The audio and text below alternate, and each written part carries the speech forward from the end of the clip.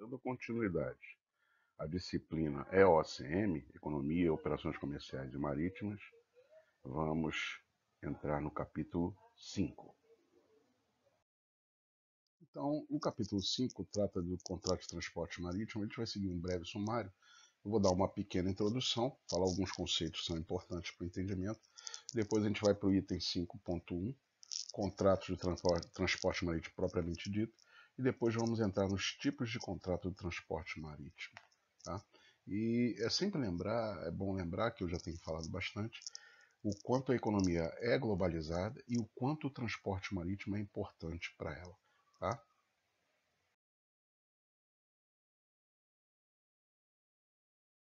Bom, pessoal, antes de falar em contrato de transporte marítimo propriamente dito, a gente tem que ter na nossa mente que para ter uma contratação de um transporte, eu tenho que ter tido uma negociação, um contrato comercial entre um vendedor e um comprador. Tá? Quando a gente entra no Mercado Livre, no AliExpress, no Netshoes, desse pela o e-commerce, né? Ou seja, o comércio eletrônico, ou vai numa Casa Bahia, vai num Ponto Frio, ou de alguma forma você vai a algum lugar comprar, por exemplo, uma casa de material de construção, você está indo como comprador e tem do outro lado um vendedor, seja no meio eletrônico ou no meio físico. Então, fiz esse contrato comercial. Adquiri uma televisão, adquiri um saco de cimento, adquiri um tênis. Como eu vou levar isso? Quando você vai para comprar uma televisão, quando você vai para comprar um tênis, quando você vai para comprar coisas pequenas, o transporte ou o contrato de um frete acaba inexistindo porque você mesmo vai pegar e vai levar, né? Mas, por exemplo, eu vou dar um exemplo da casa de material de construção. Vocês vão ver que tem o preço do saco de cimento num valor X, e se você retirar um valor a menor, o que quer dizer isso? Se você for lá comprar o saco de cimento e pagar o menor valor, a responsabilidade do frete é sua. Se você pagar o valor cheio, o valor referente ao frete é do vendedor. Então, por vezes, o comprador e o vendedor vão ter essas responsabilidades. Então, aqui nesse slide, a gente apresenta isso: contrato comercial feito entre comprador e vendedor. O contrato de transporte entre o usuário do transporte e uma empresa de transporte. Obviamente, nesses exemplos que eu estou te dando para vocês, uma casa de material de construção, às vezes, é ela mesma, né? Mas hoje você começa a ter, por exemplo, que eu acho que vai ficar mais fácil para vocês têm a Log, você tem o Rap, você tem o Uber Eats. O que acontece? Você compra o sanduíche ou compra a refeição num restaurante, faz a negociação comprador-vendedor e faz o transporte ou contrata o transporte através desse Uber Eats, do Rap. Então, quem vai fazer essa negociação? Depende. Posso ser eu, ou seja, eu vou estar usando o Rap para ir pegar o meu lanche no McDonald's, ou o McDonald's vai me oferecer o delivery dele mesmo, ou uma parceria com um Log, por exemplo, o Log ou Uber Eats, e aí ele contrata esse Uber Eats e entrega o meu sanduíche. Então a gente tem essas três vertentes: comercial, transporte e frete. Muitas das vezes, ou algumas vezes, você não vai ter os três naquela situação.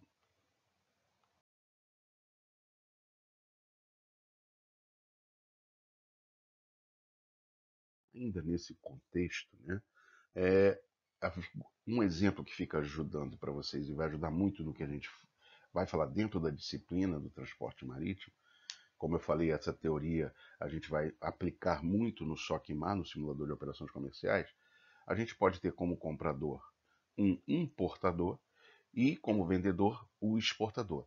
Quando eu dei o exemplo aqui do e-commerce, né? Ou seja, o comércio eletrônico, você comprando pelo aplicativo do AliExpress, ou seja, aquela empresa que faz o e-commerce pela internet, você está sendo um comprador de um produto que está vindo da China, por exemplo. Então você está fazendo um papel de um importador.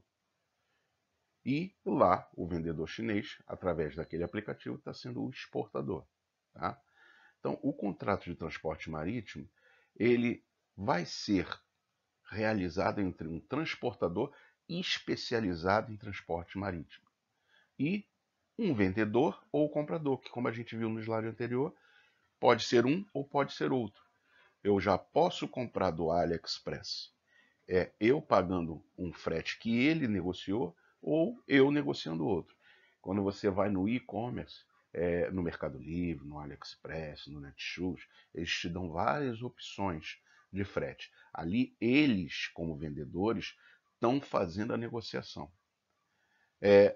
Mas, por exemplo, quando você já vai numa loja física, né, normalmente você vai lá e você pode pagar o valor do frete que ele te oferece, ou não, eu levo o frete, ou então eu chamo um amigo meu que tem um outro carro, dou a gasolina dele e pego aquele equipamento, seja uma TV, um ar-condicionado, uma geladeira. Então, são negociações em separado, tá bom?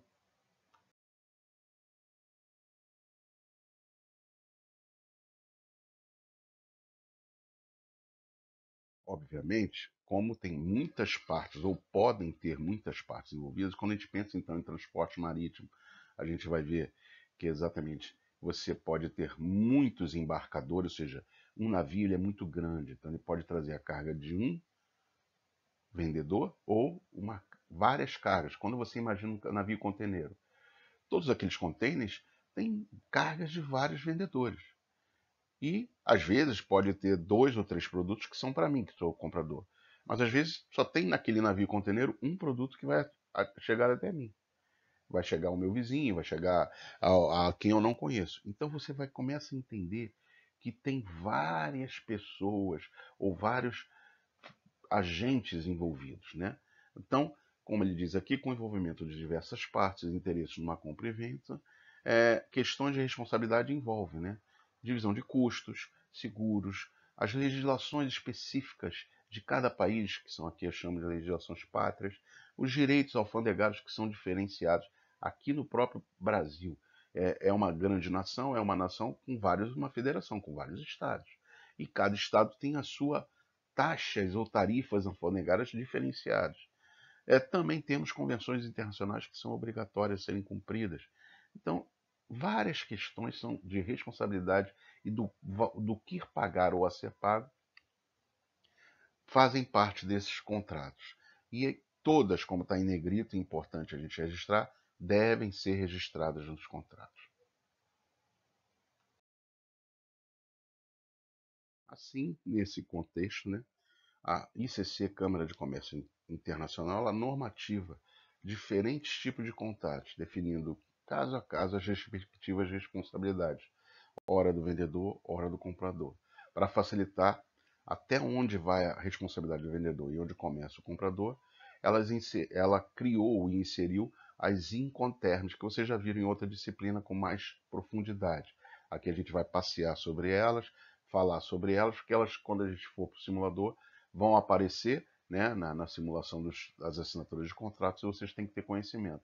Não vou aprofundar muito, mas vou relembrar vocês porque vocês já viram isso com maior profundidade em outra disciplina.